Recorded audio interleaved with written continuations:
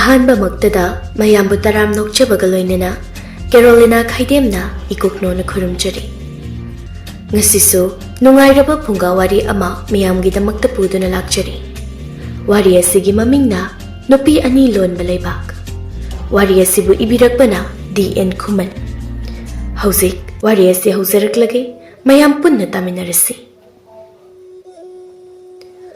ꯊꯥꯏꯅ ꯃꯃꯥꯡꯉꯩ ꯃꯇꯝ ꯑꯃꯗ ꯅꯨꯄꯤꯅ ꯃꯁꯤꯡ ꯌꯥꯝꯕ ꯂꯩꯕꯥꯛ ꯑꯃ ꯂꯩꯔꯝꯃꯤ꯫ ꯍꯥꯏꯔꯤꯕ ꯂꯩꯕꯥꯛ ꯑꯁꯤ ꯑꯇꯣꯞꯄ ꯂꯩꯕꯥꯛꯀꯤ ꯃꯤꯑꯣꯏꯁꯤꯡꯅꯗꯤ ꯅꯨꯄꯤ ꯑꯅꯤ ꯂꯣꯟꯕ ꯂꯩꯕꯥꯛ ꯍꯥꯏꯔꯒ ꯈꯪꯅꯔꯝꯃꯤ꯫ ꯍꯥꯏꯔꯤꯕ ꯂꯩꯕꯥꯛ ꯑꯁꯤꯗ ꯅꯤꯄꯥ ꯑꯃꯅ ꯅꯨꯄꯤ ꯊꯤꯕ ꯑꯁꯤ ꯑꯅꯤ ꯂꯧꯗ꯭ꯔꯕꯗꯤ ꯁꯤꯕꯒꯤ ꯆꯩꯔꯥꯛꯅꯤ꯫ ꯃꯔꯝ ꯑꯁꯤꯅ ꯅꯨꯄꯤ ꯑꯅꯤ ꯂꯣꯟꯗꯕ ꯅꯤꯄꯥ ꯑꯃꯠꯇ ꯂꯩꯕꯥꯛ ꯑꯗꯨꯗ ꯂꯩꯔꯝꯗꯦ꯫ ꯍꯥꯏꯔꯤꯕ ꯅꯨꯄꯤ ꯑꯅꯤ ꯂꯣꯟꯕ ꯂꯩꯕꯥꯛ ꯑꯁꯤꯒ ꯊꯪꯅꯅ ꯂꯩꯕ ꯂꯩꯕꯥꯛ ꯑꯃꯗꯅꯤ꯫ ꯍꯥꯏꯔꯤꯕ ꯂꯩꯕꯥꯛ ꯑꯁꯤꯗ ꯁꯦꯟꯖꯥꯎ ꯄꯥꯏꯕ ꯏꯃꯨꯡꯒꯤ ꯃꯤꯑꯣꯏ ꯑꯅꯤ ꯌꯥꯝꯅ ꯂꯨꯅ ꯇꯤꯟꯅꯔꯝꯃꯤ꯫ ꯃꯃꯤꯡꯅ ꯊꯧꯖꯥꯟ ꯑꯗꯨꯒ ꯑꯃꯅ ꯈꯦꯂꯦꯝꯕ ꯍꯥꯏꯗꯨꯅ ꯀꯧꯔꯝꯃꯤ꯫ ꯅꯣꯡꯃ ꯈꯦꯂꯦꯝꯕ ꯑꯃꯗꯤ ꯊꯧꯖꯥꯜ ꯎꯅꯗꯨꯅ ꯋꯥꯔꯤ ꯀꯌꯥ ꯁꯥꯟꯅꯔꯝꯃꯤ꯫ ꯊꯧꯖꯥꯜꯅ "ꯃꯔꯨꯞ ꯈꯦꯂꯦꯝꯕ, ꯑꯩꯈꯣꯏ ꯑꯅꯤꯁꯨ ꯍꯧꯖꯤꯛꯇꯤ ꯄꯥꯈꯪ ꯍꯥꯏꯗꯨ ꯐꯥꯔꯕꯅꯤ꯫ ꯑꯩꯈꯣꯏ ꯑꯅꯤꯁꯨ ꯃꯇꯝ ꯈꯔ ꯂꯩꯔꯗꯤ ꯌꯨꯝ ꯀꯩ ꯄꯥꯟꯅꯈ꯭ꯔꯅꯤ꯫ ꯃꯇꯝ ꯑꯗꯨꯗ ꯑꯩꯈꯣꯏ ꯑꯅꯤ ꯍꯧꯖꯤꯛ ꯄꯨꯜꯂꯤꯕ ꯑꯁꯤꯒꯨꯝꯅ ꯄꯨꯟꯕꯁꯨ ꯄꯥꯛꯅ ꯐꯪꯉꯣꯏ꯫ ꯃꯔꯝ ꯑꯗꯨꯅ ꯑꯍꯜ ꯂꯃꯟꯗ ꯍꯥꯏꯅꯔꯒ ꯑꯩꯈꯣꯏ ꯑꯅꯤ ꯂꯝ ꯀꯣꯏꯕ ꯑꯃꯨꯛꯇꯪꯗꯤ ꯆꯠꯁꯤꯗꯣ ꯃꯔꯨꯞ." ꯈꯦꯂꯦꯝꯕꯅ ꯑꯃꯨꯛ "ꯃꯔꯨꯞ ꯊꯧꯖꯥꯜ, ꯍꯥꯏꯒꯨꯝꯗꯅ ꯀꯣꯏꯔꯨꯕ ꯌꯥꯏꯅꯦ꯫ ꯑꯗꯣ ꯃꯔꯨꯞ, ꯉꯁꯤꯃꯛ ꯍꯦꯛꯇ ꯏꯃꯥꯈꯣꯏ ꯄꯥꯕꯨꯡꯍꯣꯏꯗ ꯍꯥꯏꯖꯔꯁꯤ꯫ ꯃꯔꯨꯞ, ꯑꯩꯈꯣꯏꯅꯤ ꯍꯦꯛꯇ ꯄꯨꯟꯅ ꯍꯥꯏꯃꯤꯟꯅꯔꯁꯤ꯫ ꯑꯗꯨ ꯑꯣꯏꯔꯕꯗꯤ ꯁꯣꯏꯗꯅ ꯌꯥꯔꯛꯀꯅꯤ ꯃꯔꯨꯞ꯫ ꯑꯗꯨꯗꯤ ꯅꯣꯏꯗ ꯍꯥꯟꯅ ꯆꯠꯂꯁꯤ, ꯑꯗꯨꯒ ꯏꯃꯥ ꯄꯥꯕꯨꯡꯗ ꯍꯥꯏꯔꯁꯤ." ꯑꯁꯤ ꯍꯥꯏꯅꯗꯨꯅ ꯊꯧꯖꯥꯜꯒꯤ ꯃꯌꯨꯝꯗ ꯍꯥꯟꯅ ꯂꯥꯛꯃꯤꯟꯅꯔꯝꯃꯤ꯫ ꯃꯌꯨꯝ ꯍꯦꯛ ꯌꯧꯕꯒ ꯃꯃꯥ ꯃꯄꯥꯗ ꯊꯧꯖꯥꯜꯅ ꯑꯁꯨꯝꯅ ꯍꯥꯏꯔꯝꯃꯤ: "ꯏꯃꯥ, ꯄꯥꯕꯨꯡ, ꯉꯁꯤꯗꯤ ꯅꯆꯥ ꯋꯥꯐꯝ ꯑꯃꯇ ꯍꯥꯏꯖꯒꯦ, ꯏꯃꯥ ꯄꯥꯕꯨꯡꯅ ꯌꯥꯕꯤꯌꯨꯀꯣ." ꯃꯄꯥꯅ: "ꯏꯄꯥꯒꯤ ꯊꯧꯖꯥꯜ, ꯀꯔꯤ ꯋꯥ ꯑꯣꯏꯔꯕꯒꯦ? ꯏꯄꯥꯗ ꯁꯦꯡꯅ ꯍꯥꯏꯌꯨ꯫ ꯏꯆꯥꯅ ꯍꯥꯏꯕꯗ ꯌꯥꯔꯣꯏꯗꯕ ꯃꯃꯥ ꯃꯄꯥꯗꯨ ꯅꯠꯇꯦꯀꯣ꯫ ꯍꯥꯏ, ꯑꯗꯨꯕꯨ ꯐꯠꯇꯕ ꯃꯔꯝꯗꯗꯤ ꯍꯥꯏꯔꯛꯀꯅꯨ." ꯊꯧꯖꯥꯜꯅ ꯃꯈꯥ ꯇꯥꯔꯛꯏ: "ꯄꯥꯕꯨꯡ, ꯏꯃꯥ, ꯑꯩꯒꯤ ꯃꯔꯨꯞ ꯈꯦꯂꯦꯝꯕꯒꯁꯨ ꯈꯟꯅꯔꯕꯅꯤ ꯃꯇꯝ ꯈꯔꯗꯤ ꯂꯝ ꯀꯣꯏꯕ ꯆꯠꯁꯤ ꯍꯥꯏꯗꯨꯅ꯫ ꯑꯗꯨ ꯄꯥꯕꯨꯡ, ꯏꯃꯥ, ꯃꯇꯝ ꯈꯔ ꯅꯆꯥ ꯑꯩ ꯂꯝ ꯀꯣꯏꯕ ꯆꯠꯆꯔꯨꯒꯦ꯫ ꯃꯁꯤꯃꯇꯪꯗꯤ ꯏꯃꯥ ꯄꯥꯕꯨꯡꯅ ꯌꯥꯕꯤꯌꯨꯗꯣ." "ꯏꯄꯥꯒꯤ ꯊꯧꯖꯥꯜ, ꯑꯗꯨꯒꯤ ꯑꯣꯏꯔꯦꯀꯣ꯫ ꯏꯄꯥꯗꯤ ꯑꯇꯩ ꯑꯇꯩ ꯍꯥꯏꯔꯛꯀꯗꯧꯕ ꯃꯥꯜꯂꯨꯔꯦ꯫ ꯐꯔꯦ ꯐꯔꯦ, ꯑꯗꯨꯒꯤꯕꯨ ꯆꯠꯂꯨꯔꯣ ꯆꯠꯂꯨꯔꯣ꯫ ꯑꯗꯣ ꯃꯇꯝ ꯀꯨꯏꯅ ꯂꯩꯊꯣꯔꯛꯄꯗꯤ ꯌꯥꯔꯣꯏꯀꯣ꯫ ꯏꯄꯥꯒꯤꯗꯤ ꯅꯍꯥꯛꯅ ꯊꯋꯥꯏꯅꯤ ꯍꯥꯏꯕꯁꯤ ꯃꯇꯝ ꯆꯨꯞꯄꯗ ꯀꯥꯎꯕ ꯌꯥꯗꯦꯀꯣ ꯏꯄꯥꯒꯤ ꯊꯧꯖꯥꯜ." ꯊꯧꯖꯥꯜꯒꯤ ꯃꯃꯥ ꯃꯄꯥꯒꯤ ꯑꯌꯥꯕ ꯐꯪꯂꯕ ꯃꯇꯨꯡ ꯈꯦꯂꯦꯝꯕꯒꯤ ꯌꯨꯝꯗ ꯑꯃꯨꯛ ꯂꯥꯛꯃꯤꯟꯅꯔꯗꯨꯅ ꯈꯦꯂꯦꯝꯕꯒꯤ ꯃꯃꯥ ꯑꯃꯗꯤ ꯃꯄꯥꯗꯁꯨ ꯍꯥꯏꯕ ꯍꯧꯔꯝꯃꯤ꯫ ꯊꯧꯖꯥꯜꯅ ꯍꯥꯏꯈꯤꯕ ꯑꯗꯨꯒꯨꯝꯅ ꯈꯦꯂꯦꯝꯕꯅꯁꯨ ꯃꯃꯥ ꯃꯄꯥꯗ ꯍꯥꯏꯔꯝꯃꯤ꯫ ꯃꯇꯝ ꯑꯗꯨꯗ ꯈꯦꯂꯦꯝꯕꯒꯤ ꯃꯄꯥꯅ ꯁꯨꯝꯅ ꯍꯥꯏꯔꯝꯃꯤ: "ꯏꯄꯥꯒꯤ ꯈꯦꯂꯦꯝꯕ, ꯍꯣꯏ, ꯏꯆꯥꯅ ꯍꯥꯏꯔꯤꯕꯗꯨ ꯏꯄꯥꯅꯁꯨ ꯍꯔꯥꯎꯅ ꯌꯥꯔꯕꯅꯤꯀꯣ꯫ ꯇꯧꯕꯇꯕꯨ ꯌꯨꯝꯁꯤꯗ ꯑꯃꯨꯛ ꯊꯨꯅ ꯍꯜꯂꯛꯅꯕ ꯍꯣꯠꯅꯧ꯫ ꯍꯧꯖꯤꯛꯇꯤ ꯏꯄꯥꯁꯨ ꯅꯃꯥꯁꯨ ꯑꯍꯟ ꯍꯥꯏꯕꯗꯨ ꯑꯣꯏꯔꯛꯂꯕꯅꯤ꯫ ꯑꯗꯨꯅ ꯋꯥꯈꯜ ꯈꯜꯂꯨꯀꯣ ꯏꯕꯨꯡꯉꯣ." ꯈꯦꯂꯦꯝꯕꯅ: "ꯍꯣꯏ ꯄꯥꯕꯨꯡ, ꯅꯆꯥ ꯄꯨꯝꯅꯃꯛ ꯁꯣꯏꯗꯅꯕ ꯍꯣꯠꯅꯖꯒꯦ꯫ ꯏꯃꯥ ꯄꯥꯕꯨꯡꯒꯤ ꯃꯤꯡꯆꯠ ꯍꯟꯊꯅꯕ ꯅꯆꯥꯅ ꯇꯧꯖꯔꯣꯏ ꯄꯥꯕꯨꯡ꯫ ꯑꯗꯣ ꯄꯥꯕꯨꯡ, ꯁꯦꯟꯗꯤ ꯈꯔ ꯃꯔꯥꯡ ꯀꯥꯏꯅ ꯄꯤꯕꯤꯌꯨꯀꯣ꯫ ꯃꯇꯨꯡꯗꯗꯤ ꯑꯁꯨꯝꯅ ꯂꯝ ꯀꯣꯏꯕꯁꯨ ꯆꯠꯆꯔꯔꯣꯏꯒꯦꯕ ꯀꯣ ꯄꯥꯕꯨꯡ ꯀꯣ." "ꯏꯄꯥꯒꯤ ꯈꯦꯂꯦꯝꯕ, ꯁꯦꯜꯒꯤꯗꯃꯛꯇꯤ ꯏꯆꯥꯅ ꯍꯦꯛ ꯀꯣꯟꯅꯒꯅꯤ ꯈꯟꯕꯗꯣ ꯄꯨꯈꯣ꯫ ꯅꯍꯥꯛꯁꯦ ꯏꯄꯥꯒꯤꯗꯤ ꯃꯅꯤꯅꯤꯀꯣ." ꯃꯊꯪꯒꯤ ꯅꯨꯃꯤꯠꯅꯤ ꯈꯦꯂꯦꯝꯕ ꯑꯃꯗꯤ ꯊꯧꯖꯥꯜ ꯂꯝ ꯀꯣꯏꯕ ꯆꯠꯅꯕꯒꯤꯗꯃꯛꯇ ꯄꯣꯠ ꯆꯩ ꯀꯌꯥ ꯂꯣꯏꯁꯤꯟꯕ ꯍꯧꯔꯝꯃꯤ꯫ ꯑꯗꯨꯒꯤ ꯃꯇꯨꯡ ꯈꯥꯎꯌꯣꯝ ꯑꯅꯤꯗ ꯄꯣꯠ ꯆꯩ ꯃꯌꯥꯝ ꯑꯗꯨ ꯍꯥꯞꯂꯝꯃꯤ꯫ ꯑꯁꯨꯝꯅ ꯉꯥꯏꯍꯥꯛꯀꯤ ꯃꯇꯨꯡ ꯄꯨꯝꯅꯃꯛ ꯂꯣꯏꯔꯝꯃꯤ꯫ ꯑꯔꯣꯏꯕ ꯑꯣꯏꯅ ꯃꯃꯥ ꯃꯄꯥꯗ ꯃꯈꯣꯡ ꯁꯣꯛꯅ ꯈꯨꯔꯨꯝꯖꯔꯕ ꯃꯇꯨꯡ ꯃꯥꯒꯤ ꯁꯒꯣꯜ ꯑꯗꯨ ꯊꯧꯗꯣꯛꯅꯔꯛꯇꯨꯅ ꯂꯝꯕꯤꯗ ꯊꯦꯡꯅꯔꯝꯃꯤ꯫ ꯊꯧꯖꯥꯜꯅ: "ꯃꯔꯨꯞ ꯈꯦꯂꯦꯝꯕ, ꯑꯗꯨꯗꯤ ꯈꯣꯏꯅꯤꯒꯤ ꯈꯣꯡꯆꯠꯁꯤ ꯃꯥꯏꯀꯩ ꯀꯔꯣꯝꯗꯒꯤ ꯆꯠꯁꯤꯒꯦ ꯃꯔꯨꯞ?" "ꯃꯔꯨꯞ, ꯑꯩꯅ ꯁꯨꯝ ꯈꯟꯕꯗ ꯃꯈꯥ ꯄꯥꯡꯅ ꯆꯠꯅꯤꯡꯉꯤꯗꯣ꯫ ꯑꯋꯥꯡ ꯃꯥꯏꯀꯩ, ꯅꯣꯡꯄꯣꯛ ꯃꯥꯏꯀꯩ, ꯅꯣꯡꯆꯨꯞ ꯃꯥꯏꯀꯩꯗꯗꯤ ꯐꯖꯕ ꯃꯐꯝ ꯂꯩꯔꯝꯒꯅꯤ ꯊꯥꯖꯗꯦꯗꯣ꯫ ꯑꯗꯨꯅ ꯃꯈꯥ ꯄꯥꯡꯅ ꯍꯦꯛꯇ ꯆꯠꯄ ꯍꯧꯔꯁꯤ ꯃꯔꯨꯞ." ꯑꯁꯤ ꯍꯥꯏꯅꯗꯨꯅ ꯃꯔꯨꯞ ꯑꯅꯤꯗꯨ ꯃꯈꯥ ꯄꯥꯡꯕ ꯂꯝꯕꯤ ꯑꯗꯨꯗ ꯁꯒꯣꯜ ꯑꯗꯨ ꯊꯧꯅꯗꯨꯅ ꯑꯁꯨꯝ ꯂꯥꯛꯂꯝꯃꯤ꯫ ꯂꯦꯞꯇꯅ ꯑꯁꯨꯝ ꯂꯥꯛꯂꯕ ꯃꯇꯨꯡ ꯈꯨꯜ ꯑꯃ ꯌꯧꯔꯝꯃꯤ꯫ ꯍꯥꯏꯔꯤꯕ ꯈꯨꯜ ꯑꯗꯨꯗ ꯅꯨꯃꯤꯠ ꯑꯗꯨꯃꯗꯤ ꯄꯣꯊꯥꯔꯁꯤ ꯍꯥꯏꯅꯗꯨꯅ ꯌꯨꯝ ꯑꯃꯗ ꯆꯪꯗꯨꯅ ꯍꯥꯏꯅꯔꯝꯃꯤ꯫ ꯌꯨꯝꯕꯨ ꯑꯗꯨꯅꯁꯨ ꯍꯣꯏ ꯍꯥꯏꯅ ꯍꯔꯥꯎꯅ ꯌꯥꯔꯛꯂꯝꯃꯤ꯫ ꯑꯁꯨꯝꯅ ꯅꯨꯃꯤꯠ ꯑꯗꯨꯃꯗꯤ ꯈꯨꯜꯗꯨꯗ ꯄꯣꯊꯥꯈꯤ꯫ mathang numit oiraklabada angan ba ayuktagi amuk sagol thoduna makhoi ani gi khongchet makha tarami ayuktagi leptana lakpana umang wamang kya sola lagli makhoi ani su leptana lakpana masa adu wabadagi turel amagi mapanda ngahak patharami khelemana marup thoja mafam si yengbada onthuk nasu pukning huna phasakre sikla kaya gi pukning huraba makol sina amuk ki hena pukning she nuola li ne maru thoja na amu asumani maru mafam se yamna ning thise aina sum khanbada mafam swaida khulamadi soidana leramasu yai maru maru atututu urabra ada nupi khara kokta sam haptuna laklibase thojalsu mangak adu thangatuna khilembana hairiba maiki edu de yengje aduga asumna hairai hoi uri maru nupi singse chingni ningogo malida asumna wari tawringai nupi sing aduna su khilemba amadi thausan bu urami nupi amana lakminari ba mata sing aduda asumna hairami ita hoi ita maya amukta gaikho tu ada nupa ani lei pase akhoi pungai pasu ya mali akhoi ngahak tilep ki seita maya nupi amana mo ehe ita krisu torita hazik matam tabo khulkasu yamna lapna panate tancha dati ko akhoi khoge nupa sing poyam kani atum chachida lambi soni su panate asi haina duda nupi sing do lakpa horami thaujal hoigi mana khe kyorakpaga thaujal na nupi sing aduda asumna hairami ichen mayam amtu gabi khoba nabung wam khata hangjage matam maduda nupi mayam madudagi nupi amana sumna khumlai ipung kriyo pra hekta hangpio oho ichen hoi chingmi oire ko ashini che aigi marupsiga ekhoi ni arapa khul-dagi lamkoi ba sum lakjabani ngusidi thingsu khara thingkre leptana lakpana aikhoi ni su isa se sokthare iharagadi ichan hoigi khulda nabung aikhoi gi su ngasidi iharagadi ichan khoi gi khulda nabung aikhoi su ngasidi pothajage ichan hoigi tung injarakpa yagadra ichan sing nupi amana amuk asumna hairai ipung atugiti krisu wapi kano akhoi khulgi khulakpakida adam leibasu yaye khulakpado mabuksu yamna phabani nasuna khoi lamjingjage tung inbiro koipo asumna waring hak sanaraba matung chingmi ningol sing adugi matung inaduna makhoi gi khulta lakminarami khul hek yobaga khunja nupi amana asumna hairai ipung azati khulsu yokre khulakpagi yum haibado tu mangta leiriba yum achobasi oipani yung asida changbiyo koipo khelembana adudi chen ichan mayambu thagaipa phongdokjare adudi aikhoi su khulakpagi yumda changjarukige yam nungajare asi hairiba matung khelemba amadi thaujal khulakpagi yumda changlaktuna khulakpa bu kaujarai o ipa khulakpa laibibro khulakpa su nungdangi chananabani haiduna sa semlambani mapandagi kaurakpado tabadagi sa sembadu leptuna mapana thoklai ipungo kre lere khulakpagi dalakpadi kre haningbro matam maduda thaujana sumna hairai ipa khulakpa aikhoi ani athapa maphamdagi lamkoi balakjabani ngasidi matam su thengkre lamsang rakpana isa su yamna ware ngasi ahing simade ipagi yumsida changjam pham pibi yagadra si hangjage haiduna ipagi da changjarakpani ipa khulakpa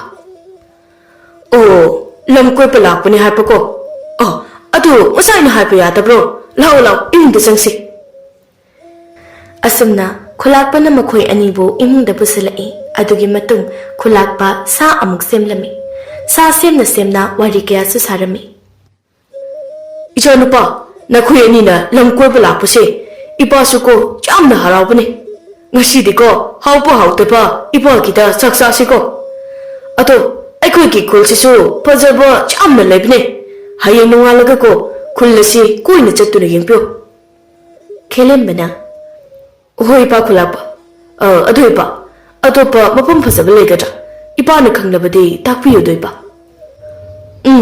ipa haipike aikhoi ki khul take numit ani ki ko khongchat chatlaga tepa ka malai bane Hai Palepa Katuda, Pachapa, Mapam, Amnalipne.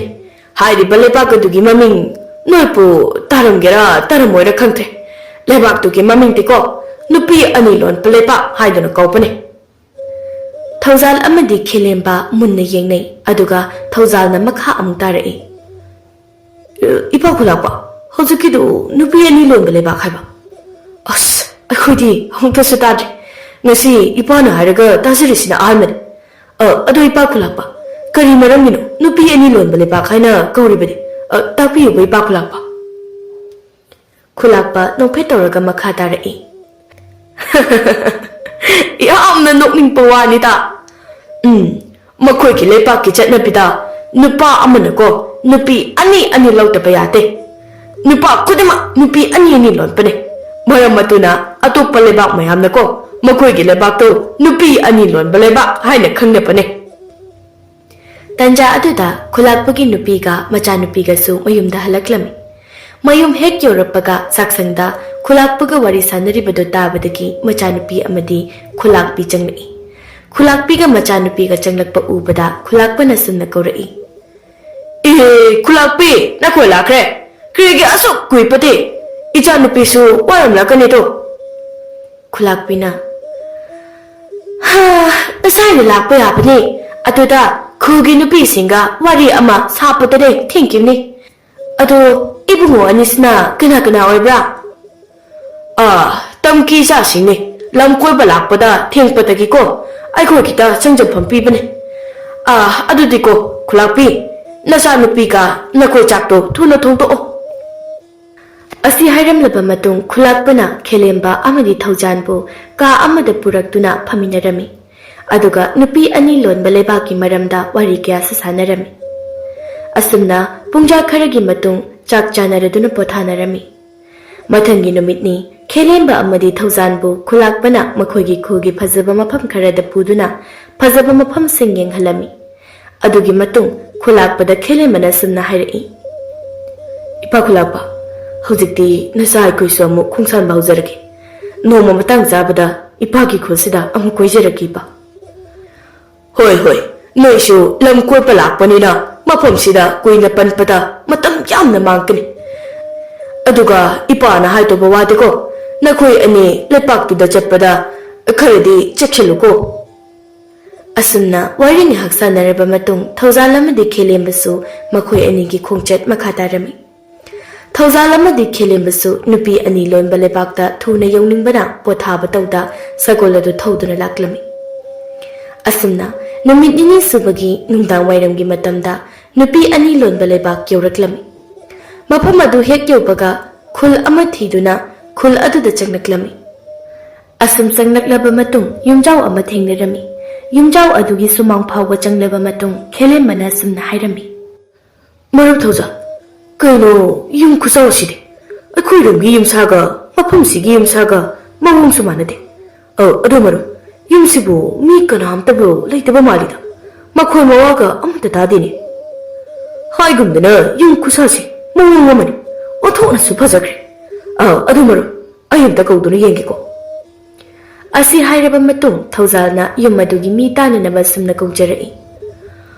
Oh, Yumsibu Kanakana like it! Oh, Yumsibu Mila bro! Asi Haina Hanjan Kaurami, Adabukanama Takumlakti. Miku Karagi Matung, Nupi, Machimana Onkak, Ising Kongdagi, Ising Soklaba Matung, Yumadu the Laklam. Tauzalamadi Kilim Bagimana Kek Europaga, Nupi Machimana Omdugi, Ahana Asuna Hanglami. Ibungani po, Kanahang Bano. Kilim Bana. Ichanugi, Yumberabra. Malibung, a quiggy yumni. Imaga Babungadi, Tabakamachatki. Ado, Karigi Orebano, Ibung Lapibadi. Ishan, Nabung Quini, Atopalebak the Gilak Jabani. Isan Quigilibakasida, Pazabama Pumpsin, Ying Balak Libani. Ado Ishan, Nasino Nikatan, Ichanugi Yumsida, Libiagadra. Nabiyadana Makatari. Ibung, Yababudi, Adida, Imapabung the Handrabadi, a queen Ayaba Pipatingam Jerry. Ado, Imapabung Halatlani, Miku Kredangai Biko. Asi Hiraba Matung, Pak Amaputorok to Napamalami. nupi machi manau ahum adusu ising pun ado imungda thamlaba matung nupi yaimana macheda sumna hairai. Hoi che, tabro. Kaidharoge yaima, nangi haunabida horaklabra. Icha, thaningde ko yamna. Ado icha, nipani se masak yam phasajra. Aigi mitsinara khangde. Aidina nipa sida pungau he gaweda. Yaima, yam thaningde ko. Masak phasaba uba yadabagi mawngni ne nawgisa. Asumna wari sanaringai mama mapasu mayumda halaklami. Mayum hek yorukpaga mama mapana thauzal amadi khelembada asumna hairami. Nupa macha, nuyani bo kari haningbage, karaidagi lakpano, kari thabaki oirabano, mingna kari kaubage. Thauzalna, Babong, ima, aikhoi atopa lebaktagi mafam asida lamkoiba lakjabani. Aigi mingna Thauja, aduga marupsigina khelemba kaujai Babong. Adu Babong, ngasi nonini tangdi Babonggi yumsida changjan papibiba yagadra. Mafam sigi phazaba kaya yengjaningi Babong. Ipagide kari sukaidi noini hek lainingni khai layudo.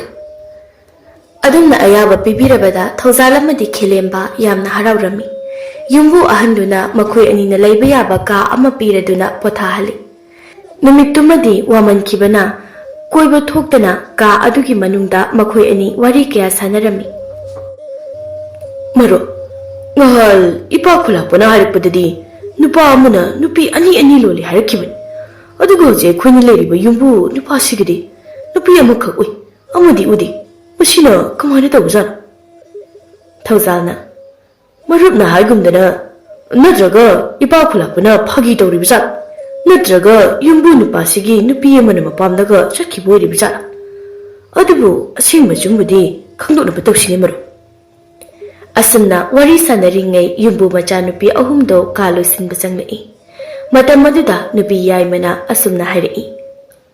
Ibung, nasanaikhoi ibung anina leriba kaase taru tanana losinjage haiduna changlakpani lana khanbiganuko. Khelembana khande deje adudi maro mapana ngak thosido.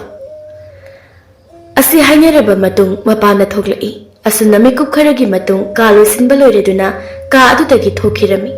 Aduga chak amu thonglami. Thauzal amadi khelembasu Kada amuk changlakuna pothajai. Tanja aduda yumbu nupadu changlakuna sumna hairami. Thauzal, khelemba, nakhoi ani lakpase tanyam chare. Hayengse, aigana maga aikhoi ni thabak ama chatkani. Numit mangani tarukni mukti yum asida halakpa yararoi. Aduna nakhoi ani yum ase ngakpi senbiramuko. Ado noini bu yum palabro. Thauzalna, Babo, aikhoi yum pajadre. Ado Babo, Babong hoigi lebakse kari min kaubage amukta takpiyuba. Yumbu nupada noklai aduga asumna hairai. Oh, hoi, haige. Adu bro, aikhoigi lebakse nupa amana nupi ani lawdaba yade. Maramaduna nupa amana nupi ani lawnaribase. Maramaduna lebak asigi mamingsu nupi ani lonba lebak hairaga khangnarimni. Aisu anini lolibase.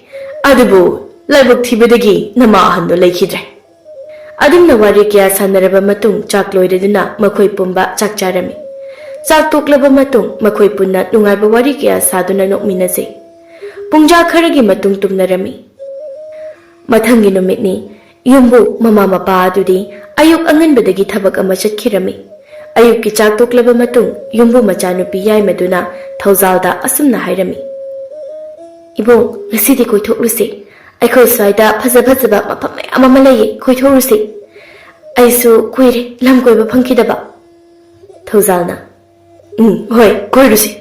Ado ichangi mingbu gari kaubage. Ibung nachangi ming chinglimbi kawe. Ado ibungiti gari kaubage. Ichan aigi mingna Thauzal haina kawe. Ado ichan horen lam koiba chapada noichi su nanau nupi su pusiko. Aikhoi puna chabina seba. Matam maduda chinglemina sumna khanje. Oh, ainadi manusibagi aiga sase haibaneba. Adugadi khoichi oina mana pawlabako. Askuibase apamani pamate nimseba phangte. Icha kari tawage tumina layade. Kaisi tawdeda. Ai ichegi nawada hairokige. Asi hairamlaga chinglembi thokirami. Chinglenbi thokibaga Thawzalna amuk asumna khanjahawi. Kari nupinoni masak haira thibusu nate. Aingondaga wakhat macha macha khali malini. Aidi bako nokta ngairida. Masididi ing tappe masaksu nusiba sakani. Aibu machido haraki yenglashirane. Asumna wakhal kya khanjari. Asumna mikup kharagi matung machal manaw ahunga makhoi manga lamkoiba khungna laklami. Thawzaldi machi adugi saktambu lona yengje. Thawzalgi mawong uraga Chinglenbidi yamna saurami. Thamoi ado awaba khangbagumna khanje. Asumna mafam kaya koiba laklami. Aduga kaithel macha dagi ahaw athum sa nga kaya suliraklami. Asumna numitaramdai matamda mayumda halaki. Matam madi khamduna thamba yadabana nongmadagi nini dagi humni asum tawna numit marini muk hawjin khirami. Matam masida Chinglenbi wakhal ama khanjarami. Aisa ibung ani sina yam lendaba nupini hairamlani. Isega ibung Thawzalgadi nokmoktana wari nuaina sanariba. Kande aisu ibung Khelenbana ngaunanaba lemnage. Ai amuk hana langaroi. Asi khana Chinglenbido nungaiba manglana tawri. Mangani suba numitani ayuk ado chakngana charaba matung Thawzal amadi Khelenba arapa mafam amada lam koinanaba sagol thawdaraki. Matam aduda Chinglenbi thorakladuna Khelenbagi mamangda makhut animak tingthoktuna ngaibi kho hairami. Adugi matung Chinglenbina sumna hairami. Ibung Khelenba nachanbu ikai khangdebini khanbinuko. Ibung nalam koiba chatpaduda nasanbu supubiyo. Nupigi mapok oibana ining tamna koiba su phangjadi. Ngasigi khongchat asida aiba supubiyo ibung. Khelenba wakhal munna khallaba matung nokphet tawjai aduga sumna hairai. Ichan natom talakpa nungairoi.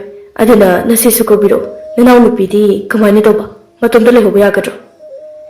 Ibung inaw nupidi yumthangnabagi inegida lehelamba yaniye adugidi kasu khaluno ai ise kawarakeko. Asi hairamnaga Chinglenbido harawna machebu kauchai aduga maseda sumna hairami. Iche lao ibung Thawzalga ibung Khelenganane lao lam koirusina hayeba lao ai thoklamage ko iche. Chinglenbina manaw nupidubu manegida leiramu hairamlaga Khelenbagi manakta laklami. Masesu thoroktuna Thawzalgi manakta leplami. Asumna makhoi mari lamkoiba sum laklami. Ngahak laklaba matungni tharo thambak makhal suna satpa mafam ama yawraklami.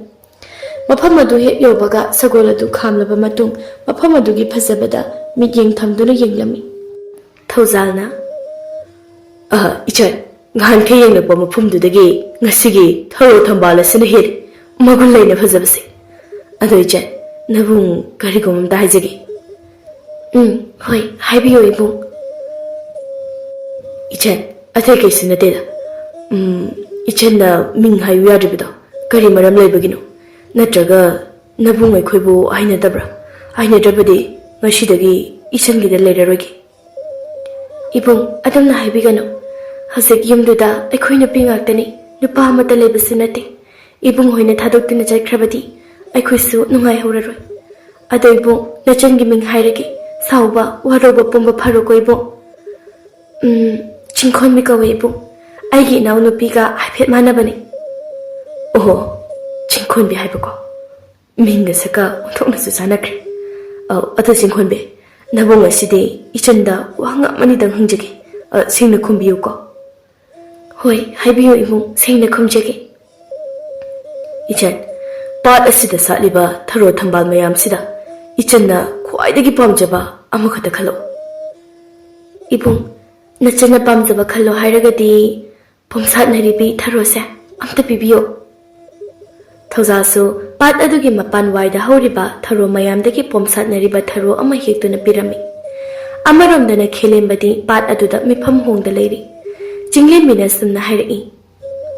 Ibung karigino pat asida munna yengduna chimba maka amata kathokta tumina leiribade. Nachanna ibungi nakta leijabase wahai amata su haibidriba karigino ibung. Ichan adumna wakhallana lobigano. Yengo mafamsigi phajabase. Aige punsida asigumba phajaba mafamse amta ujadri. Satliba tharo thambalda khoimu kayana lahi chupagi munaribase utra.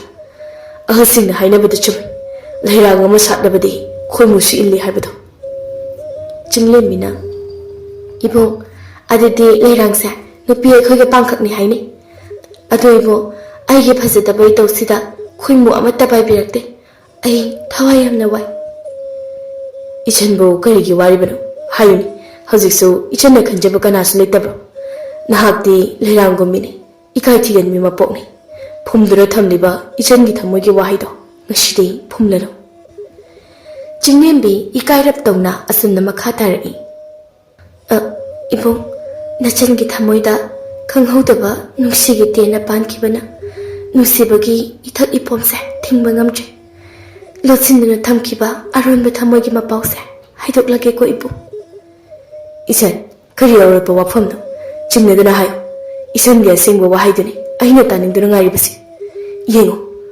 ꯈꯣꯏꯃꯨ ꯀꯌꯥꯅ ꯄꯣꯝꯁꯥꯠꯅꯔꯤꯕ ꯂꯩꯔꯥꯡꯁꯦ ꯁꯥꯠꯇꯣꯛꯄ ꯉꯥꯏꯔꯤꯕꯁꯤ ꯅꯍꯥꯛꯀꯤ ꯊꯃꯣꯏꯒꯤ ꯊꯣꯡꯗꯣ ꯍꯥꯡꯗꯣꯛꯇꯨꯅ ꯊꯃꯣꯏꯒꯤ ꯄꯥꯎꯗꯝ ꯇꯝꯂꯣ ꯊꯥꯔꯒ ꯏꯆꯟ ꯏꯕꯨꯡ ꯉꯁꯤ ꯐꯥꯎꯕꯗ ꯅꯆꯟꯒꯤ ꯄꯨꯟꯁꯤꯁꯦ ꯀꯅꯥꯒꯨꯝꯕ ꯑꯃꯠꯇꯗ ꯈꯣꯏꯗꯥꯕ ꯃꯤꯇꯥꯕ ꯂꯩꯔꯛꯇꯦ ꯑꯗꯨꯕꯨ ꯉꯁꯤꯗꯤ ꯏꯕꯨꯡꯒꯤ ꯆꯝꯂꯕ ꯄꯨꯟꯁꯤꯗ ꯅꯆꯟꯅ ꯅꯨꯡꯁꯤꯕ ꯐꯥꯎꯈ꯭ꯔꯦ ꯏꯕꯨꯡꯒꯤ ꯊꯃꯣꯏꯒꯤ ꯅꯨꯡꯁꯤꯕꯗꯣ ꯉꯁꯤꯗꯒꯤ ꯅꯆꯟꯅ ꯁꯤꯟꯅꯕꯤꯌꯨꯀꯣ ꯏꯕꯨꯡ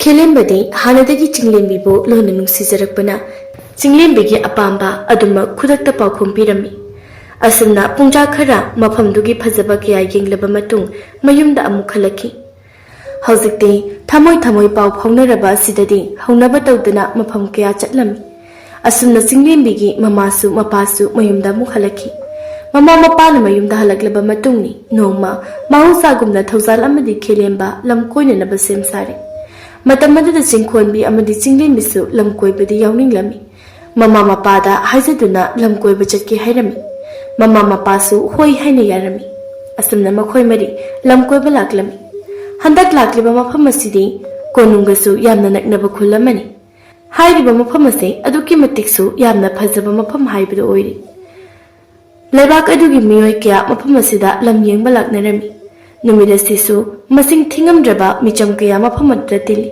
ꯊꯧꯖꯥꯜ ꯈꯦꯂꯦꯝꯕ ꯃꯈꯣꯏꯁꯨ ꯃꯐꯝ ꯑꯗꯨ ꯌꯧꯔꯗꯨꯅ ꯁꯒꯣꯜꯗꯒꯤ ꯀꯨꯝꯊꯩ ꯑꯗꯨꯒ ꯃꯐꯝꯗꯨꯒꯤ ꯐꯖꯕꯗꯨ ꯌꯦꯡꯗꯨꯅ ꯂꯩꯔꯤ ꯈꯦꯂꯦꯝꯕꯅ ꯏꯆꯟ ꯍꯟꯗꯛꯀꯤ ꯃꯐꯝ ꯑꯁꯤꯗꯤ ꯀꯥꯎꯕ ꯉꯝꯂꯔꯣꯏ ꯇꯤꯜꯂꯤꯕ ꯃꯤꯌꯥꯝ ꯑꯃꯗꯤ ꯃꯐꯝꯁꯤꯒꯤ ꯐꯖꯕꯁꯤ ꯏꯆꯟ ꯍꯣꯏꯒꯤ ꯂꯩꯕꯥꯛꯁꯦ ꯌꯦꯡꯂꯨ ꯈꯨꯗꯤꯡ ꯐꯖꯕꯒꯤ ꯐꯖꯕ ꯉꯥꯛꯇ ꯑꯁꯨꯝꯅ ꯋꯥꯔꯤ ꯇꯧꯔꯤꯉꯩ ꯃꯤꯌꯥꯝ ꯑꯗꯨ ꯂꯥꯡꯅꯕ ꯍꯧꯔꯛꯈꯤ ꯈꯦꯂꯦꯝꯕ ꯑꯃꯗꯤ ꯊꯧꯖꯥꯜꯁꯨ ꯃꯌꯥꯝꯅ ꯂꯥꯡꯂꯤꯕꯗꯨ ꯀꯔꯤꯒꯤꯅꯣ ꯌꯦꯡꯂꯝꯃꯤ ꯃꯇꯝ ꯑꯗꯨꯗ ꯁꯒꯣꯜ ꯇꯣꯡꯕ ꯂꯩꯕꯥꯛꯇꯨꯒꯤ ꯂꯥꯟꯃꯤ ꯃꯌꯥꯝꯅ ꯀꯅꯥꯒꯨꯝꯕ ꯃꯤꯑꯣꯏ ꯈꯔ ꯊꯤꯔꯛꯄꯒꯤ ꯑꯣꯏꯔꯝꯃꯤ ꯃꯇꯝ ꯑꯗꯨꯗ ꯂꯥꯟꯃꯤꯁꯤꯡ ꯑꯗꯨ ꯈꯦꯂꯦꯝꯕ ꯑꯃꯗꯤ ꯊꯧꯖꯥꯜꯒꯤ ꯃꯅꯥꯛꯇ ꯌꯧꯔꯛꯂꯝꯃꯤ ꯑꯗꯨꯒ ꯈꯦꯂꯦꯝꯕ ꯑꯃꯗꯤ ꯊꯧꯖꯥꯜꯗ ꯀꯔꯤ ꯀꯔꯤ ꯌꯥꯎꯕ ꯍꯥꯏꯅ ꯌꯦꯡꯂꯝꯃꯤ ꯑꯗꯨꯒꯤ ꯃꯇꯨꯡ ꯂꯥꯟꯃꯤꯁꯤꯡ ꯑꯗꯨꯅ ꯁꯨꯝꯅ ꯍꯪꯂꯛꯏ ꯍꯥꯏꯌꯨ ꯅꯨꯄꯥ ꯅꯈꯣꯏꯕꯨ ꯀꯔꯤ ꯈꯨꯟꯗꯒꯤꯅꯣ ꯅꯃꯤꯡꯅ ꯀꯔꯤ ꯀꯧꯕ ꯍꯥꯏꯌꯨ ꯈꯦꯂꯦꯝꯕ ꯑꯃꯗꯤ ꯊꯧꯖꯥꯜ ꯑꯁꯦꯡꯕ ꯑꯗꯨꯃꯛ ꯍꯥꯏꯖꯩ ꯃꯇꯝ ꯑꯗꯨꯗ ꯂꯥꯟꯃꯤꯁꯤꯡ ꯑꯗꯨꯅ ꯈꯦꯂꯦꯝꯕ ꯑꯃꯗꯤ ꯊꯧꯖꯥꯜ ꯑꯇꯣꯞꯄ ꯂꯩꯕꯥꯛꯀꯤ ꯃꯤꯑꯣꯏꯅꯤ ꯈꯪꯕꯗꯒꯤ ꯐꯥꯖꯤꯟꯈꯤ ꯃꯇꯝ ꯑꯗꯨꯗ ꯆꯤꯡꯂꯦꯝꯕꯤ ꯆꯤꯡꯈꯣꯟꯕꯤꯅ ꯂꯥꯟꯃꯤꯁꯤꯡꯗ ꯃꯈꯨꯠ ꯂꯣꯟꯅꯗꯨꯅ ꯐꯥꯕꯤꯗꯅꯕ ꯍꯥꯏꯔꯝꯃꯤ ꯑꯗꯨꯒꯤ ꯃꯇꯨꯡ ꯂꯥꯟꯃꯤꯁꯤꯡ ꯑꯗꯨꯅ ꯃꯈꯣꯏ ꯑꯅꯤꯁꯨ ꯐꯥꯗꯨꯅ ꯀꯣꯅꯨꯡꯗ ꯄꯨꯈꯤ ꯀꯣꯅꯨꯡ ꯌꯧꯔꯕ ꯃꯇꯨꯡ ꯃꯈꯣꯏ ꯃꯔꯤ ꯐꯥꯔꯛꯄꯒꯤ ꯄꯥꯎ ꯅꯤꯡꯊꯧꯗ ꯇꯝꯂꯝꯃꯤ ꯑꯗꯨꯒ ꯈꯦꯂꯦꯝꯕ ꯑꯃꯗꯤ ꯊꯧꯖꯥꯜꯒꯤ ꯃꯔꯝꯗꯁꯨ ꯍꯥꯏꯔꯝꯃꯤ ꯑꯗꯨꯒꯤ ꯃꯇꯨꯡ ꯅꯤꯡꯊꯧꯅ ꯃꯈꯣꯏ ꯃꯔꯤꯕꯨ ꯃꯥꯒꯤ ꯅꯥꯛꯇ ꯄꯨꯔꯛꯅꯕ ꯍꯥꯏꯈꯤ ꯂꯥꯟꯃꯤꯁꯤꯡꯅꯁꯨ ꯃꯈꯣꯏ ꯃꯔꯤꯕꯨ ꯅꯤꯡꯊꯧꯒꯤ ꯃꯅꯥꯛꯇ ꯄꯨꯔꯛꯂꯝꯃꯤ ꯅꯤꯡꯊꯧꯅ ꯃꯈꯣꯏ ꯃꯔꯤꯗ ꯑꯁꯨꯝꯅ ꯍꯥꯏꯔꯛꯏ ꯅꯈꯣꯏ ꯃꯔꯤ ꯑꯩꯈꯣꯏꯒꯤ ꯂꯩꯕꯥꯛꯇꯒꯤ ꯅꯠꯇꯦ ꯍꯥꯏꯕ ꯅꯠꯇ꯭ꯔꯣ ꯑꯗꯨꯗꯤ ꯅꯈꯣꯏ ꯃꯔꯤ ꯑꯩꯒꯤ ꯂꯩꯕꯥꯛꯀꯤ ꯃꯤ ꯑꯣꯏꯕ ꯇꯥꯕꯅꯤꯀꯣ ꯃꯗꯨ ꯌꯥꯔꯒꯅ नखोई मरी थवाई कनबिगनी नत्रबदी आइगी कैसुमसंगदा लैबा ताबा अदुना नखोई मुना खलु आइगी लेबाकी मी ओइगे हाइब्रा नत्रगना कैसुमसं खलु खलु मुन्ना खलगा पामुदा हाइरो थौजालमदि खेलेंबा वखंगे हा खंजरी अमरोंद चिंखोंबी अमदि चिंगलेंबी मचिन मनाउदी मागी मागी लेंद्रबा मपु ओइरनी खन्ना हराउरी असुमनंगे हा खल्लबा मतुंग खेलेमना सुमना हाइरकी इनिंगथौ ननाय खोई इनिंगथौगी लेबाक्ता लेजरगे अदुबु एखोइबु पोकपी इपा इमागी मफमदा चपाव अमतंगदी पिजनिंगी मसिमतंगदी इनिंगथौना अयाबा पिबियुदो निंगथौना